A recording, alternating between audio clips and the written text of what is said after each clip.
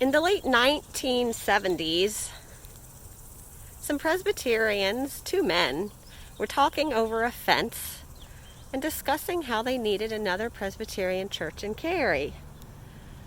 And in 1978, the Kirks started meeting in a real estate office for the Kildare Farms planned housing development right here on this hill. That building has since been demolished. But in this little real estate office, the congregation gathered, took out chairs, put the chairs back after worship, and were out by noon. One of the highlights of this time was that the real estate office had an ice cream machine. So the Kirk particularly grew in numbers of families who had young children who loved the ice cream.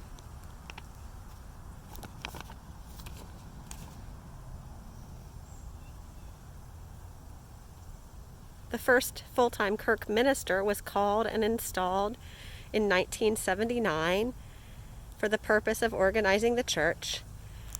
And when it came time to name the church, several were considered, but the one that garnered the most enthusiasm was Kirk of Kildare. And in case you do not know, the word Kirk is the Scottish word for church.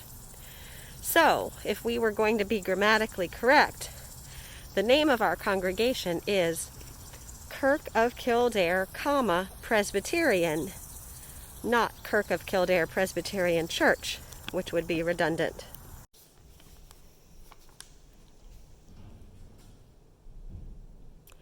The Kirk of Kildare charter was granted in October of 1979 with 92 charter members. By January of 1980, the Kirk purchased the Kildare Farms sales office and 5.7 acres of property. The building was renovated and expanded twice to add classrooms, and in 1986, a new building was completed that included a sanctuary, classrooms, offices, kitchen, and storage space. And the first service was held on Christmas Eve. This brick wall, which is now in what is called our chapel, was the external wall of that building.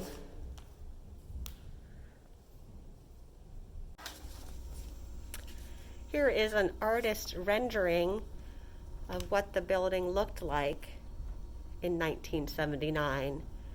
Here's that external wall, which we just saw in the chapel. This picture hangs in the Kirk office, which is where I am now. In normal times, these offices are inhabited by us pastors and by Larry, our music director, and we have this workspace and our mailboxes. And oftentimes, if we tell you we're leaving a book for you or Sunday school curriculum or something else, they will be left in these rattan baskets. If you wanted to leave something for us, you could do so in our mailboxes here.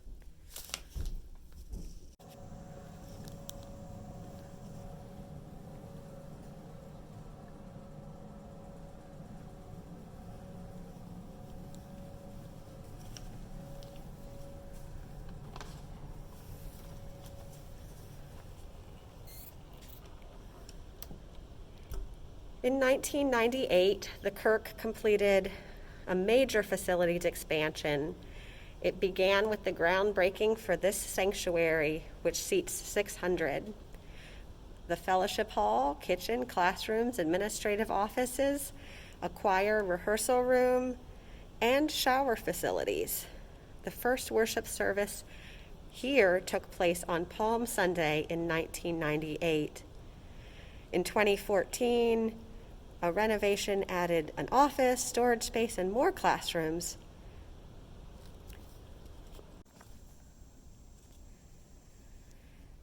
In 2015, we began phase 1 of a capital campaign The campaign was for building an education facility to replace aging and damaged buildings and to provide space for future mission and ministry, allowing for growth.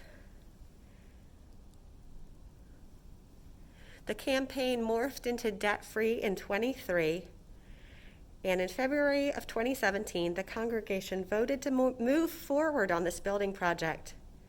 Demolition began in the summer of 2017, and this new space was completed by Thanksgiving of 2019.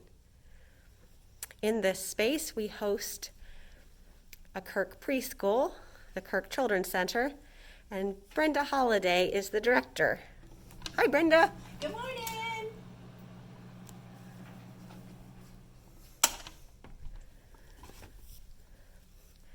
This new space includes the gathering space, where we have fellowship events, and where we would be having Exploring the Kirk if we were meeting in person.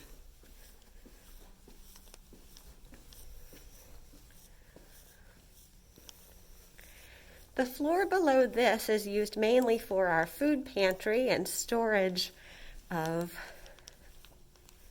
clothing and other goods for families in need. We also host Alcoholics Anonymous and other anonymous meetings down there. Here is one of our preschool classes, bright and cheery and missing the children. The preschool classrooms open up to this marvelous playground space, which right now is so sadly empty.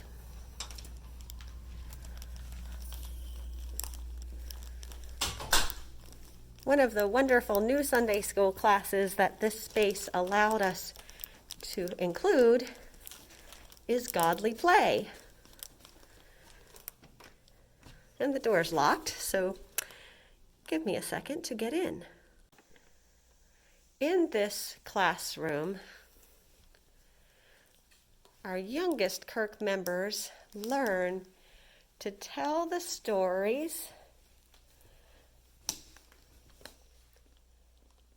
from the Bible themselves, often using wood pieces.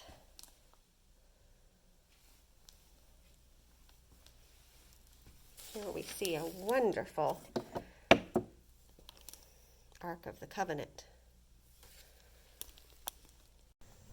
I'm taking you back downstairs.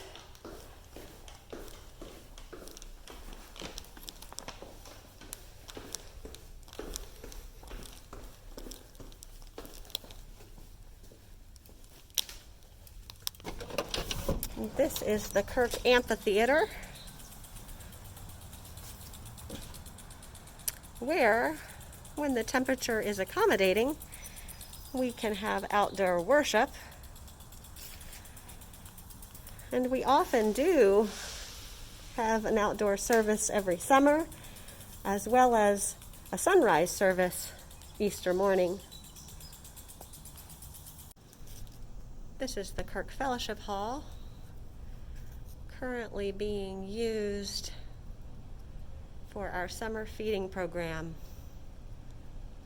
Depending upon the day of the week, you will find many volunteers in here packing these brown bags with non-perishable rice and beans and pastas, or we'll have hundreds of produce boxes ready to go.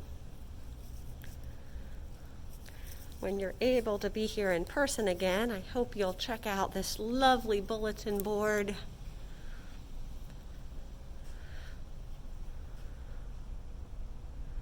Which highlights our ministry in Guatemala.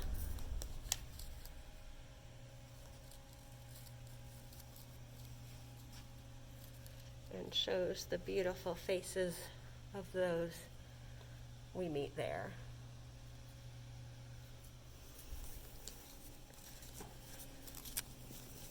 fellowship space is often used for potluck dinners or lunches and large group gatherings. The other part of this space is used for youth ministry. And we'll find classrooms in this wing.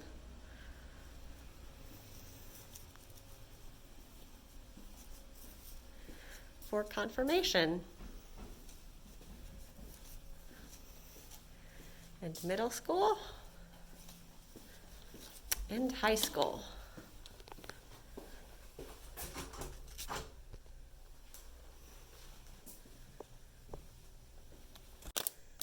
Here is an example of one of the classrooms.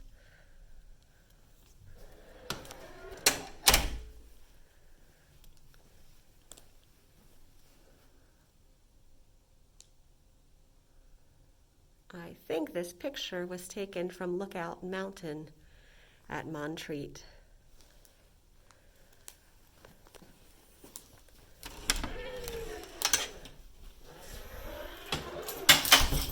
This space was intentionally designed to include showers and laundry facilities, so the Kirk is able to assist those who may need to take a shower or do laundry.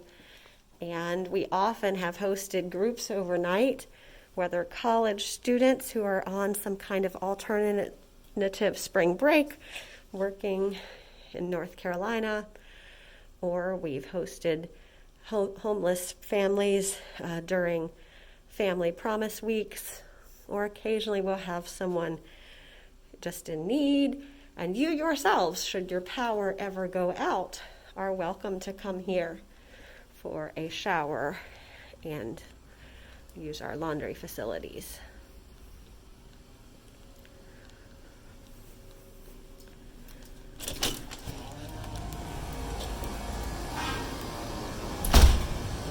The Kirk garden is growing beautifully. And if you would like to help the garden grow, you are invited to join.